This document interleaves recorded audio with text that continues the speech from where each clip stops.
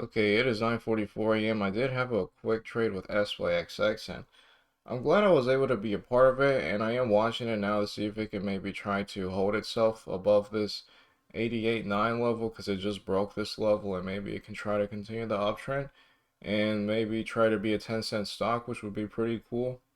Anyway, I was actually able to be a part of this setup, which was great, and I missed it the other time because it was very quick the way this one traced. But as you can see right here, the high was 482, and then this day I was watching it to see if it was going to potentially break that 482 level in the morning, and it did, and it had a really nice run up, but I wasn't able to be a part of it because of how quick it was, and I would have had to have been in earlier. And this time I was actually able to be a part of it because the high of this day was 78. And I was watching it to see if it was potentially trying to do something like that and break this level in the morning. And it did that.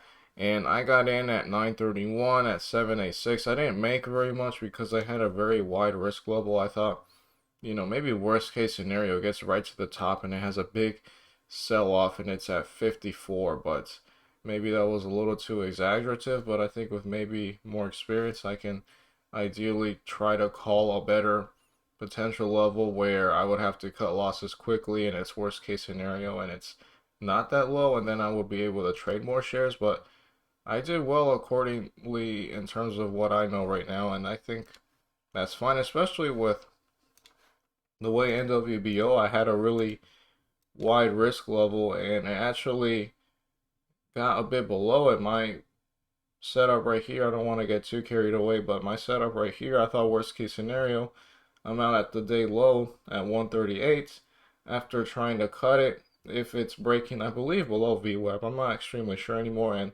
you can see just a bit later, it did get as low as 133. So I am trying to get better at picking what is a potential worst case scenario level that I'm going to have to cut. And yeah, I was in right here at 786 and I had a wide limit. I was trying to get in under 78 when it looked like it was going to break 78. And I put my limit at 79. And I'm glad I did that because then I was able to be a part of this setup. But I'll be honest, I sold very quickly. I'm just not used to getting in a morning panic. Not morning panic, but a morning spike. And it just shoots up like that. I have a lot of more experience with morning panics, but morning spice, that's something I'm still trying to get better at. But this was nice, and this was a good learning experience. I sold, I think, the same minute. It might have been the next one. This might have been when I placed the order, but it took a while for my sell to get executed, and I got out at 82.4, which looks stupid now because it got to the 90s, but I don't mind my sell there honestly for what that was. There isn't really anything else that I'm interested in. Nothing really ideal. I mean, NWBO could try to break the previous high at 149 at some point. I was watching FERN, but this one did not work out. I was watching it if it was going to break this 125 level and maybe continue the uptrend and be a nice second green day. Maybe not right now, but it's looking less likely that it's going to do that. I'll keep looking for more setups, but that's what I have for right now. It is 10:19 p.m. and I am here to call it off. Overall, I am up on the day just a little, $2.28, trading SYXX, the previous high breakout setup in the morning. And even though I had a super wide risk level, it was according to my $15 risk level. And maybe with more experience, I won't think that worst case I'm out at the 54s, and maybe it will be a higher level and I will be able to then trade more shares and make more money. I don't mind that too much. It's kind of hard for me to judge right in the morning, what a potential level to cut would be, especially if it just blips a little and it has a big sell off immediately after. I think that's something that I can get better with more experience. I do kind of regret not being a part of this. By this time period, I was in the garage fulfilling a bunch of orders and I was on my work laptop and I saw this right here, but it didn't break out of this range that looked significant until it did with a big candle. And then it was a nice move from the 83s to the 87s. And I wouldn't have really have held it. I would have sold it eventually at this point right here, and it did continue forward. It did break the level again later with a lot of volume. Not really predictable. NWBO really worked out. I was also watching this on the work computer. I believe it was right here, and I saw that it failed, and then it eventually did it later, but it just seems really hard to predict something where it's just trading in a range, although this one seems a little convincing because of how, let me see if I can get it to zoom in maybe a bit more. Wow, this is actually working.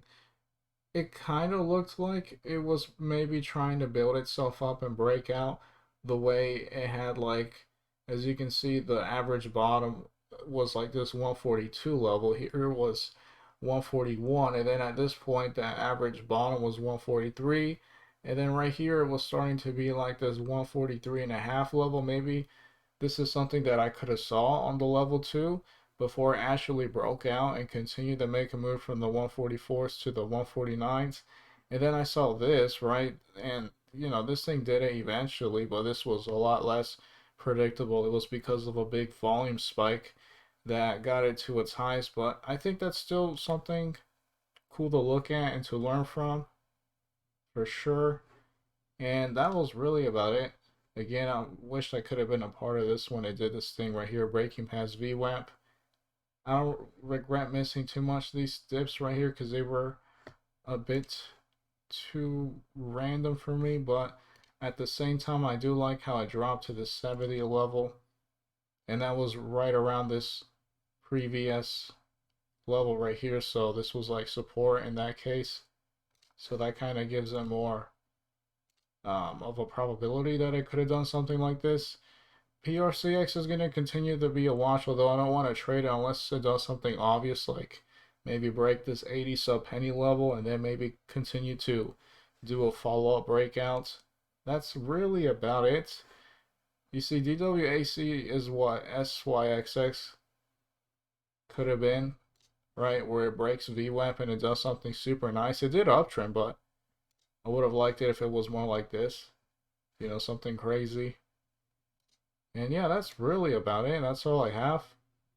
Let's see what the setups can be for tomorrow. Again, I do feel like I could have done more. I could have been more aggressive, but at least I did try that trade and I was able to be a part of SYXX there.